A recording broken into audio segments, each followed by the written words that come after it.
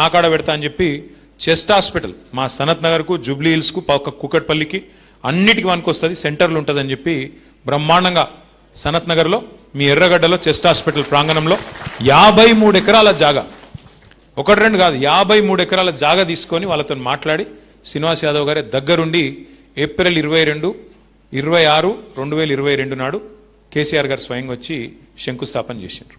ఒక్క సనత్ నగర్లో చేయలే, ఎల్బీ నగర్లో చేసినాడు. గడ్డి అన్నారం మార్కెట్ ఉంటుండే ఆడ, ఆ మార్కెట్ను షిఫ్ట్ చేసి ఆ మార్కెట్ మళ్ళీ హాస్పిటల్ కోసం సౌలత్ కావాలని అక్కడ. మూడోది ఇంకో ల్యాండ్ గడ అల్వాల్లో, మీరు ఇప్పుడు ఇలా కరీంనగర్ పోతుంటే కనబడుతుంది రైట్ సైడ్ బ్రహ్మాండంగా అల్వాల్లో, అది కూడా మన ల్యాండ్ కాకుండే రామానంద తీర్థ ఇన్స్టిట్యూట్ అని వాళ్ళది ఉండే, వాళ్ళని పిలిచి బుదురకిచ్చి వాళ్ళకి వేరే కాడ ల్యాండ్ ఇచ్చి అది తీసుకొని అక్కడ.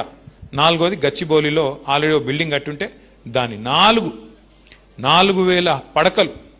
అంటే స్వాతంత్రం వచ్చిన కాంచెల్లి ఒక్క దవాఖాన కట్టలేదు మన తెలంగాణలో, మన హైదరాబాద్లో.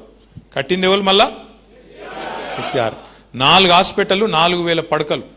ఈ 4,000లో కూడా నేను పోయి చూసి వచ్చిన.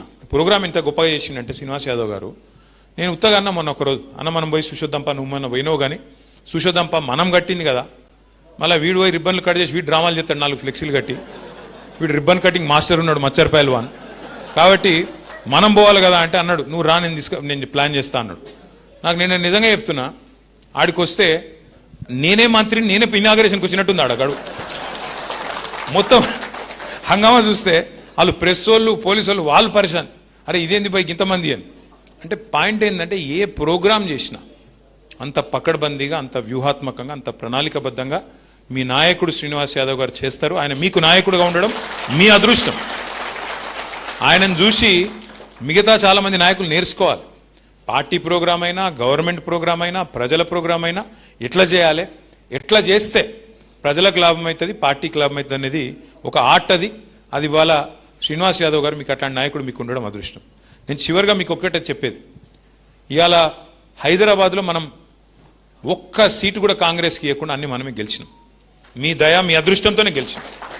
మీ దయతో, మీ పకడ్బందీ ప్రణాళికతో మీరు గుండెల్లో పెట్టుకొని గులాబీ జెండాను మోస్తే, మీరు కొట్లాడితే 2023లో రాష్ట్రంలో వేరే చోట ఎట్లున్నా హైదరాబాద్లో మాత్రం ఒక్క సీటు కూడా అటు ఇటు కాకుండా హైదరాబాద్ మాత్రం మనమే గెలిచినాం.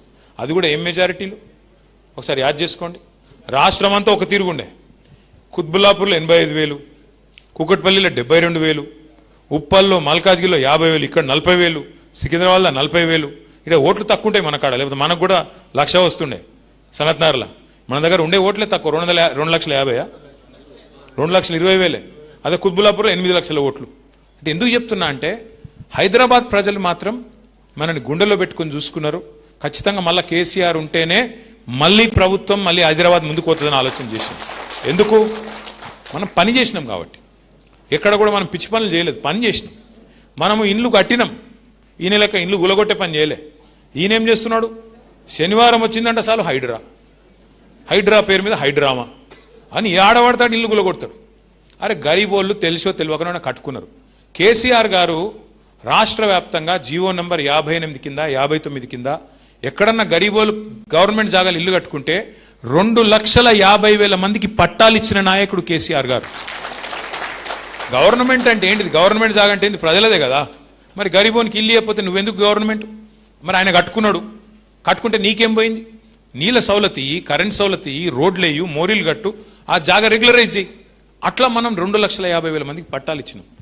గిరిజనులు కొన్ని చోట్ల మరి జంగల్ కొంత సాఫ్ చేసి పోడు చేసి భూమి వ్యవసాయం చేస్తుంటే 4.5 లక్షల మందికి 4.5 లక్షల ఎకరాలకు పోడు పట్టాలు ఇచ్చిన నాయకుడు కేసీఆర్ గారు. అంటే ప్రజలు చూస్తున్నారు ఫరక్ ఏంది. గరీబోళ్ళను కడుపులో పెట్టుకొని కేసీఆర్ గారు చూసుకుంటే ఈయనేం చేస్తున్నాడు? ఈయన గురించి ఎంత తక్కువ మాట్లాడితే అంత మంచిది. కానీ ఒకటి మాత్రం పక్కా, ఇవాళ ఒక హైదరాబాద్లో కాదు, రాష్ట్రం